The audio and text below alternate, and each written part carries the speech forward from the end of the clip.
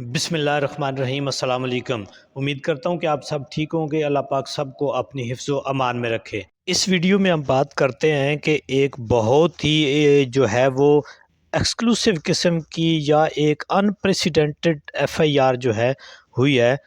سائیوال کے اندر، اس کے اوپر بات کریں گے۔ دیکھیں جی، پنجاب کی ایک اپنی روایات دیکھیں، بہت وہی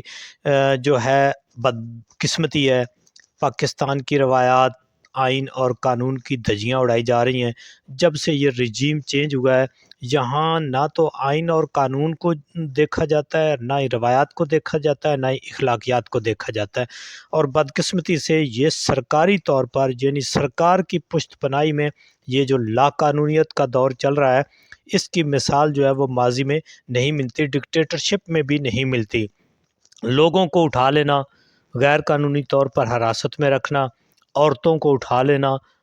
چادر اور چار دیواری کا تقدس پامال کرنا، آئین اور قانون کی دھجیاں اڑانا، زد و کوب کرنا، تشدد کرنا، مارنا، قتل کرنا، لاشیں غائب کر دینا، وہ کون سا جرم ہے؟ اور جو یہاں پہ رجیم چینج کے بعد سے نہیں ہوا، اور سب سے اوپر، سب سے بڑھ کر یہ کہ میاں بیوی کے بستر میں کیمرے لگا کر، ان کی ویڈیوز بنا کر، ان کی جوان بچوں کو بھیج کر ان کو بلیک میل کرنا اور سیاسی وفاداریاں تبدیل کرانا، اپنے من پسند کے بیانات دلوانا، اور جو ریاست کی طرف سے کیا گیا جبر، ظلم، طاقت کا بیجا استعمال ہے، اس کے اوپر عدالتی کارروائی نہ کرنے کے جو ہے وہ وعدے کے لینا، میرا خیال ہے کہ یہ انتہائی شرمناک ہے، انتہائی ظالمانہ ہے، انتہائی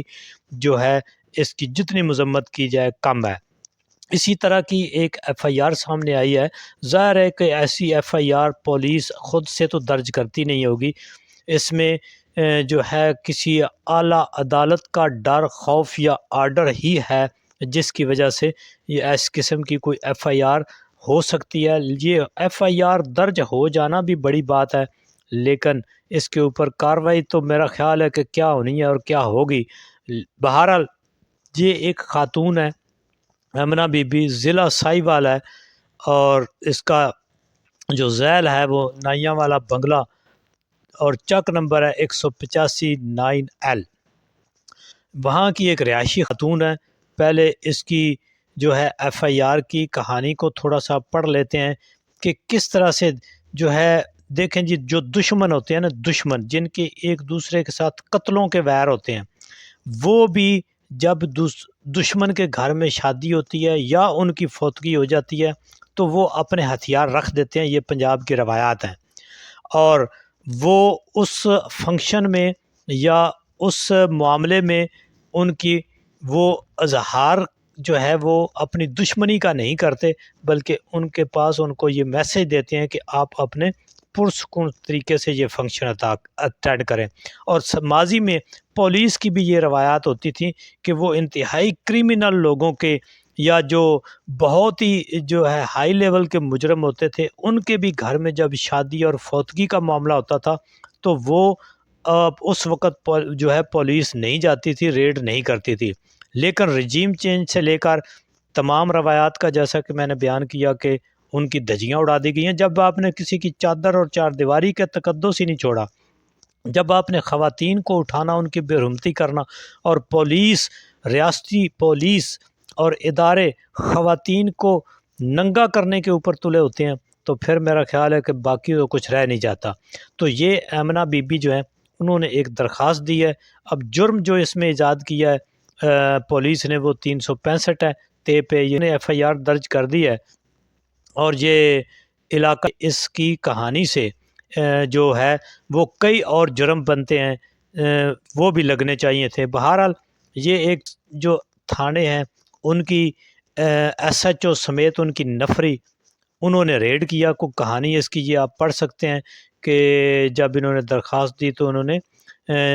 یہ کوئی 5-6 قسم کے جو تھانے ہیں ان کے ایس ایچ اوز کو بمائے عملہ نامزد کیا ہے، اور صدر تھانہ ٹوبہ ٹیک سنگھ ہے، جس میں پٹیالہ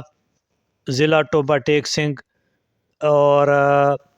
تھانہ اسٹیشن کمالیہ ضلع ٹوبہ ٹیک سنگھ،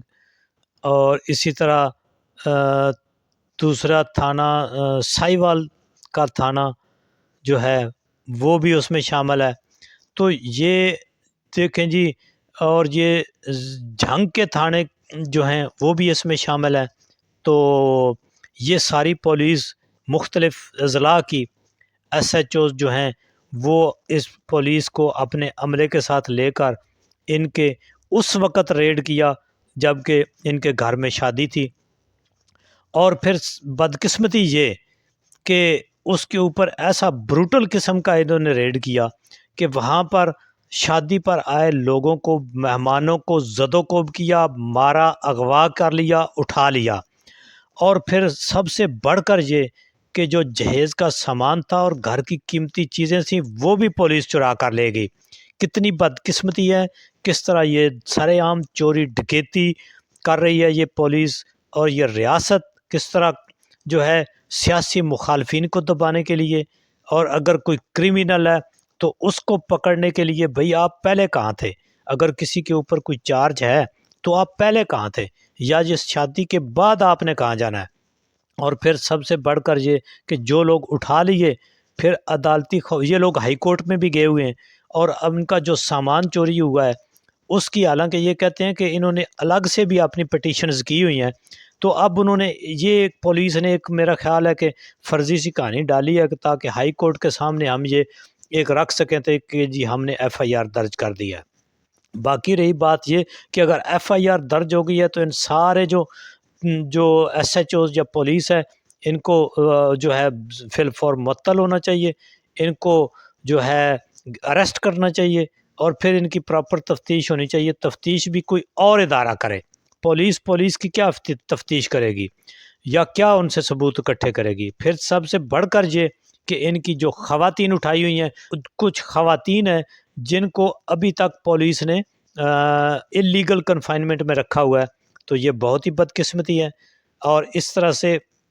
جو ہے جب ریاستی ادارے، جب ریاست اپنے شہریوں کے ساتھ ایسا سلوک کرنے لگ جائے تو پھر میرا خیال ہے کہ جو لوگوں کی نفرتیں ہیں اور جو اصول پسند لوگ ہیں، جو غیرت والے لوگ ہیں، وہ میرا خیال ہے کہ ایسی جو حکومت ہے اس کے ساتھ ان کا کھڑا ہونا مشکل ہو جاتا ہے، اور نہ ہی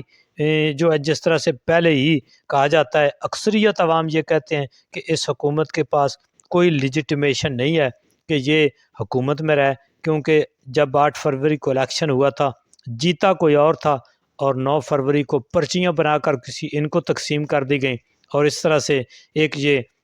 اللیگل حکومت جب وجود میں آئی ہے، پھر انہوں نے عدلیہ کا گلا گھونٹ دیا، آئین اور قانون کے اندر انسانی حقوق کی جو حصول کے راستے سے ان کو انہوں نے بالکل جو ہے وہ روک دیا، اور اب یہ ریاست ایک جو ہے وہ میں سمجھتا ہوں کہ اس کے اندر کسی غریب کے لیے، مظلوم کے لیے، کسی مسکین کے لیے اپنے حقوق، ایون کہ اگر ان کے کسی پیارے کو مار دیا جائے تو اس کی ایف آئی آر درج کرنا بھی خواب بن کر رہ گیا۔